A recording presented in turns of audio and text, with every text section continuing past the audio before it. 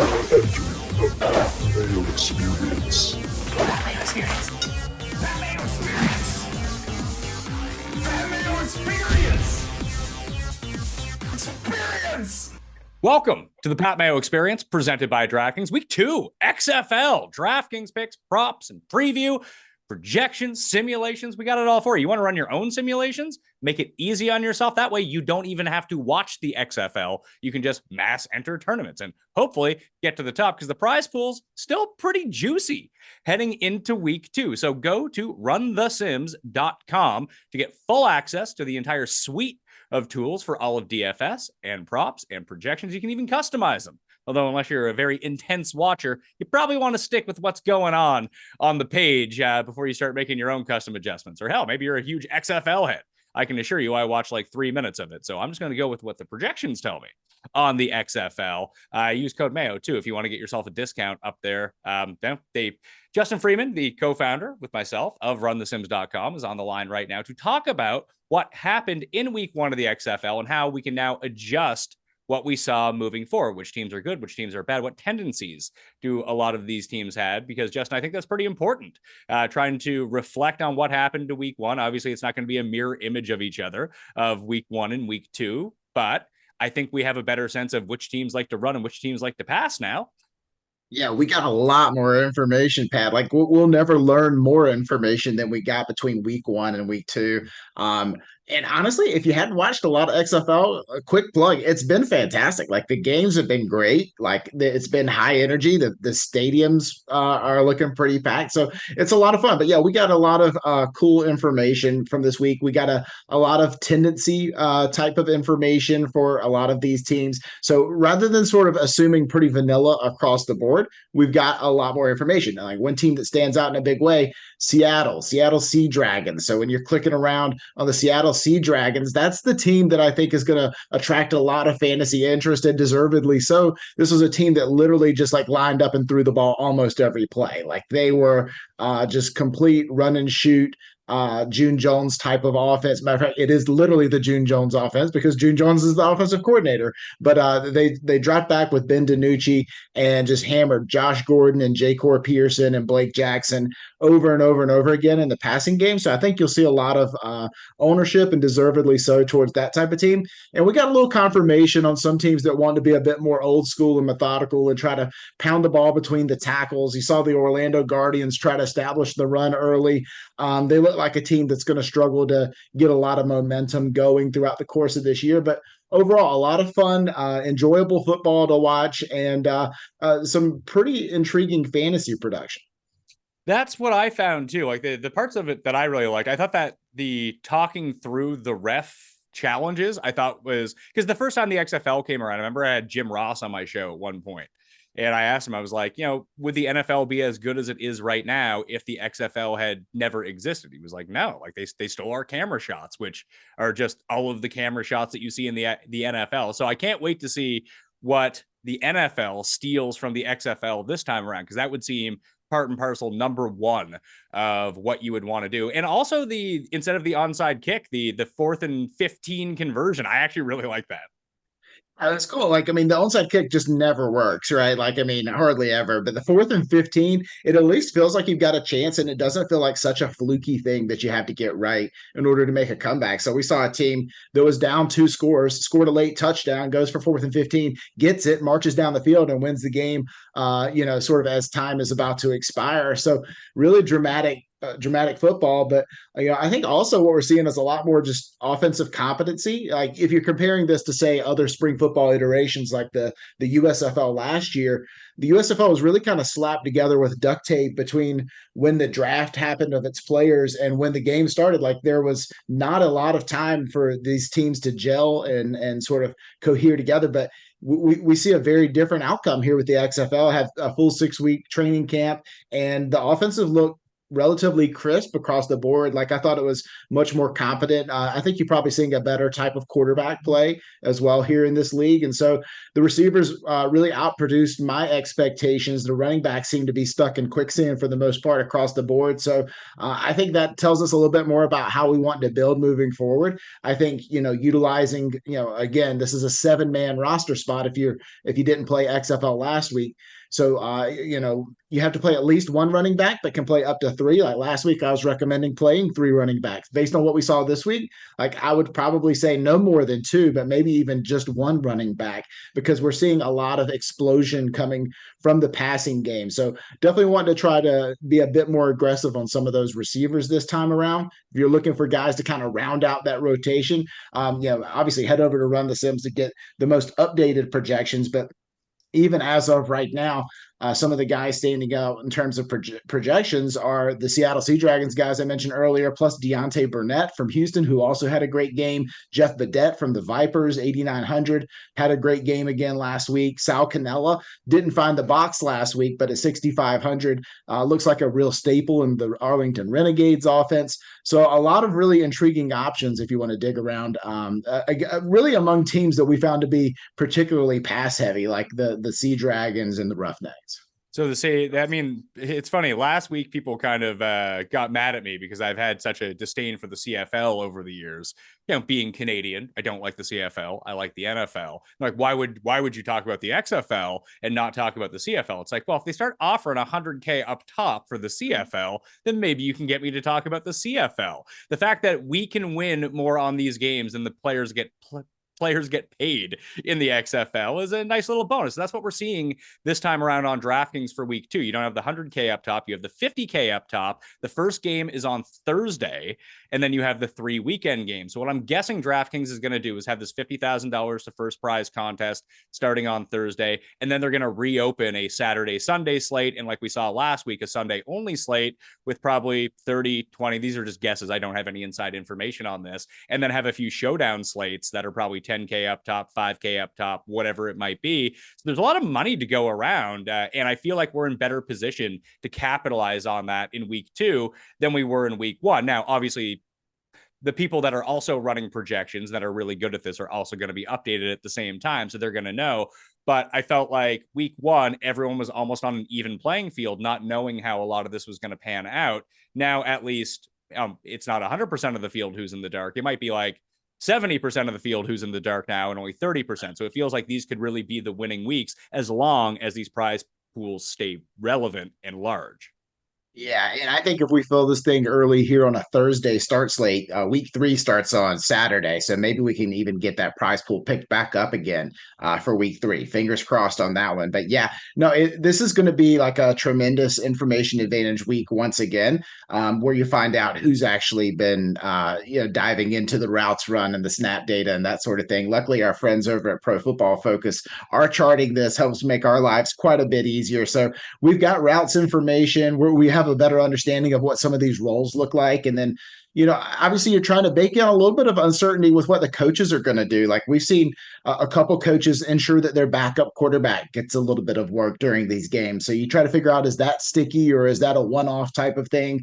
How confident can you feel about these receiver rotations? If one guy was a starting running back, did they feel like they owe the other guy a start this week? There's a lot of things like that to try to consider, because I think, all of these coaches, they want to win, but they also owe a duty to these players to get them some game film, right? Like all these guys are in the league so that they can eventually become NFL players. That's the goal here. So do you see, basically look at the San Antonio Brahmas. They started Kalen Ballage last week at running back and Jacquez Patrick is the backup. Well, both of those guys have had a few cups of coffee in the NFL, and but Ballage was heavily featured this past week. Do they switch it up and go Patrick? So I think trying to think through some of those situations can be helpful. But overall, this is going to be a great week to trust the projections, lean back on that, and just try to really assume that the field is not going to be super efficient. So let's just play some of the best plays. So yeah, that was San Antonio, right? Their backfield.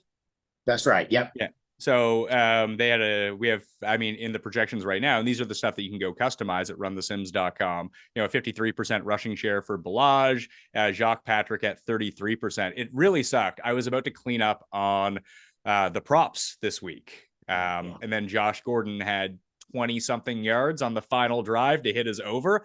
And I know my producer, Paul, we were talking about this on my Monday show. He lost 5 figures on the over because he had played like 25 separate tickets. I think Josh Gordon was tied to like 19 of them that were still pending. And just that one final drive after they get the quote unquote onside kick is what ends up sinking him. So, you're always going to run into bad variance. It seemed like the play was right on that, but sometimes you don't win. But it does feel like, for me, like Prize Picks is really, outside of DraftKings and trying to get to the top of those pools, all the other books aren't offering props on all of this. And Prize Picks later in the week, starting, what is it, like Thursday or Friday? I mean, for the Thursday game, that'll probably be a Wednesday. For the weekend, it'll probably be a little bit more. But our Prize Picks tool, when that goes up, was super accurate. Like, I had a very good week. It just wasn't the week that it could have been if that one thing doesn't happen.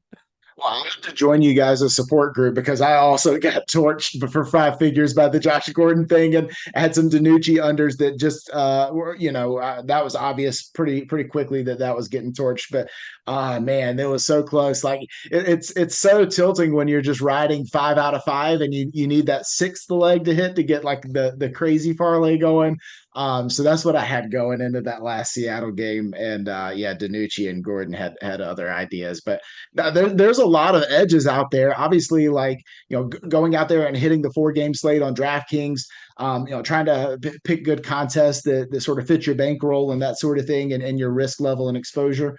That's one way to approach it. But I think going and hitting these Prize Picks lines as soon as they open is going to be a really big edge. So I've been over here refreshing all day, looking to see if we get anything for this Thursday game, and we've got everything kind of ready to rock and roll. Last week we had to get things set up early in the week once they came out, but now we're ready to go. So as soon as we get those lines, we'll have basically a percentage score for each bet that Prize Picks is offering. So a good reason to go hop in at Run the Sims. We're trying to help you attack the XFL any and every way we can.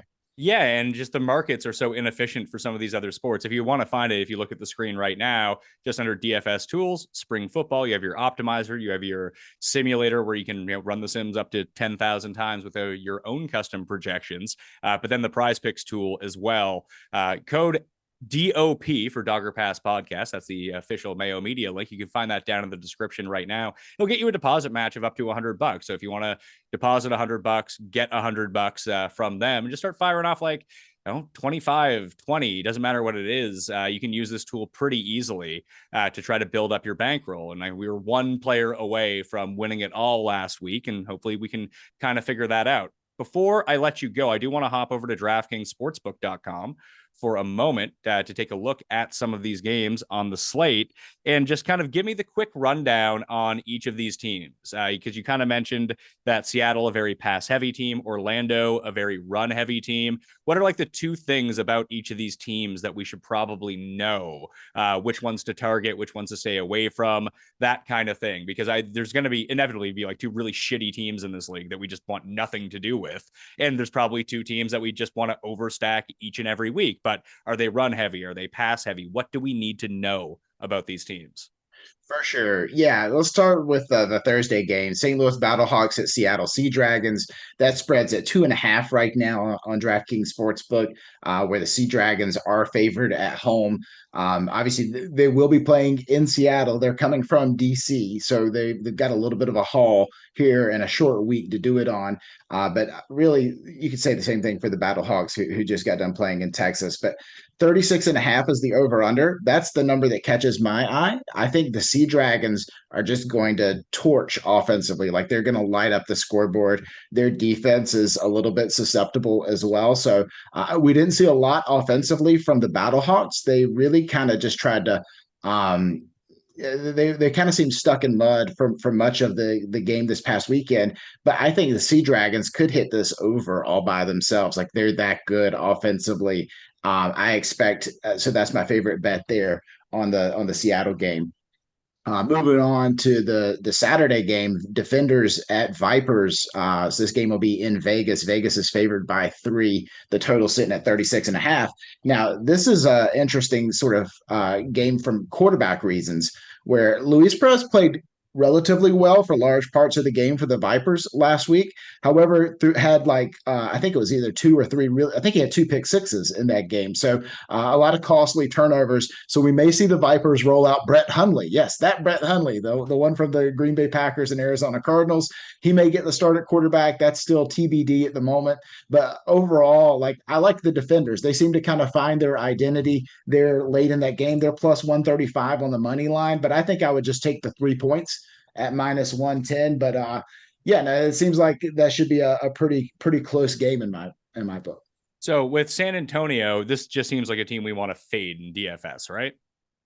Yeah, I think so. Other than maybe the running back position, because they certainly did try to establish the run really throughout that game, and even saw Kalen Balaj mix in the passing game. I believe he topped 10% targets there for his team. So I think Kalen Balaj is the one guy I'd have circled and say, hey, we could go back there again.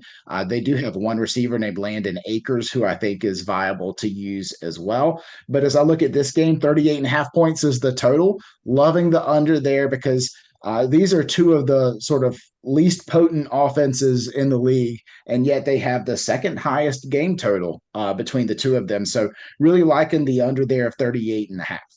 And the last game, Arlington and Houston, was it Drew Pitt was terrible, right? And Kyle Solder probably should have come in. Yeah, Slit he took some sacks and he just looked a little bit mediocre, just never really got the team into scoring position as much as he should have.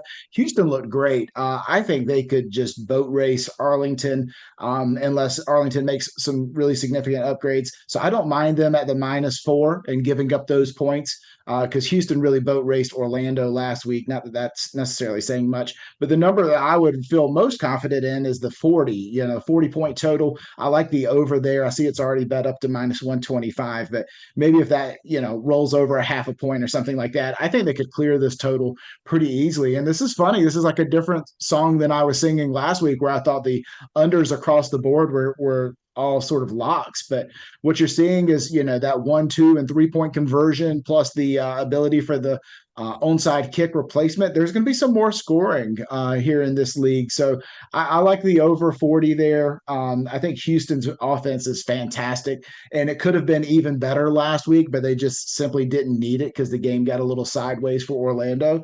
So yeah, I love the over of 40 points there for Houston Arlington. And I believe it is Houston who is it Max Borghi? Is he the guy? He's the guy. Yeah. Christian McCaffrey 2.0.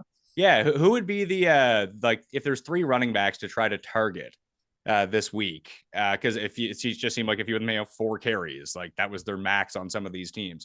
Per Run the Sims, Brian Hill, Balaj, Borghi, and Devon Smith seem to be the 4 best in terms of projections, along with Abram Smith. But are there 2 or 3 that you really like? Yeah, and what's funny about Borghi is he's just behind those guys in projections at the moment. And the really tough thing on him is he didn't run a lot of routes. And I can't quite tell whether that was on purpose or not. But, the game got a little bit sideways, as I mentioned. He didn't get a ton of snaps throughout the second half of that game. So it could have been they were just trying to take it a little bit easy on him. But he has a tremendous ceiling in offense that should score a ton of points and has at least shown some willingness to run the football. But yeah, I think Kalen Balaj is probably the guy that I will come back to again, just given the amount of role and the willingness to go to the running backs there. Gets a pretty sweet matchup against Orlando. So I think San Antonio could get out to an early lead and try to hold off. So yeah, Balaj definitely sort of catches my eye there at 7,100. Okay, the last one I wanted to talk to you about was perennial spring league football hero Jordan Ta'amu.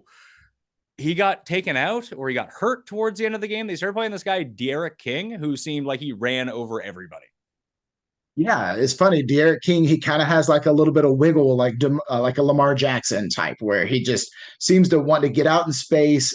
He was very one-dimensional in this game. I'm sure if he gets a little bit of extended run, we'll see him throw the ball a little bit more than he happened to in this game. But yeah, it wouldn't surprise me at all to see De'Aaron King mix in as the starting quarterback here in this game. He gave the team a little bit of excitement and juice, I think, towards the second half as they made their pretty epic comeback there at home in that game. I don't know if you watched that one, Pat, but I mean, No. the environment there in DC was unbelievable. Fans were throwing lemons on the field at the officials and stuff like that. It was really wild. So I think that would be sort of like if we find out later in the week, because that's the Saturday game, that King is going to be the starter for DC. He seems like a very intriguing fantasy player from a DraftKings perspective. Absolutely. Yeah, he's the type of guy that could break the slate at quarterback where they're in a league where there's simply not a lot of that. We don't see a ton of rushing quarterbacks across the board, guys that are capable of getting into 30 by mixing in a combination of rushing touchdowns and passing touchdowns. That just is not a very common skill set among this group of quarterbacks. King obviously brings that. He just brings with him also a lot of role uncertainty for right now. So we're definitely going to wait on the news before we feel confident firing him up. So would that lead you to, let's say you're playing that 4-game slate, would you not use it? I mean, because DiNucci and the Seattle passing stack seems like it's going to be super popular this week and probably super effective. Would you not use that Seattle stack with the quarterback in the hope of maybe King gets a start on Saturday and you can just use him? And if not, maybe you can pivot on to Houston as your stack in the very last game. Because it seems from what you're saying, like passing attack wise, Houston and Seattle are the two where you want to be. That's a good point. I would try to mix in DiNucci with some of those builds. So if you're playing 3 lineups, I would definitely play at least one DiNucci lineup in there. And yeah, maybe you can hold off on the other 2, and they become Silver's lineups if you don't get any info on De'Aaron King by Saturday. But yeah, if we don't get info, I don't think there's really a viable path for playing him in any format outside of Showdown. Yeah, and some of these showdown slates aren't. I mean, if that's one game on Saturday and the 2 on Sunday, we might actually get a pretty nice showdown prize pool for the Saturday game. So something to keep in mind on that as well. Justin, thank you. RunTheSims.com is where you can access all this information. I'm sure, like you said, you're already waiting on the Prize Picks feeds to drop down. Again, code DOP to get that deposit match of up to $100. You can find the link down in the description. But I'm excited for this. I mean, I'm not excited to watch it really, although you kind of sold me on it a little bit. But I'm gonna convince you to watch it one of these days, Pat. It actually, like, comparatively to what we've seen in the past from spring leagues, was fantastic. It was a 10 out of 10 opening weekend from the XFL. I would recommend it. You'll have to find it on FX or wherever it is now. But the ESPN broadcast was slick. They had their A teams working. I thought it was great.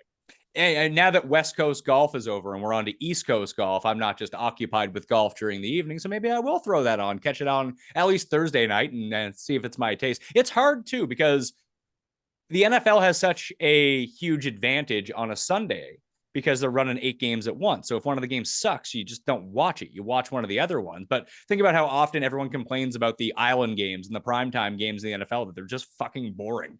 And that didn't seem to be the case with these island games in the XFL, which is a huge benefit for the league. Yeah, exactly. I don't know whether that'll stand the test of time throughout the course of the whole season, but 3 or 4 games, 3 of them were fantastic so far. All right, that will do it on the Pat Mayo Experience. Reminder to smash the like, sub to the channel, and become a sub at runthesims.com.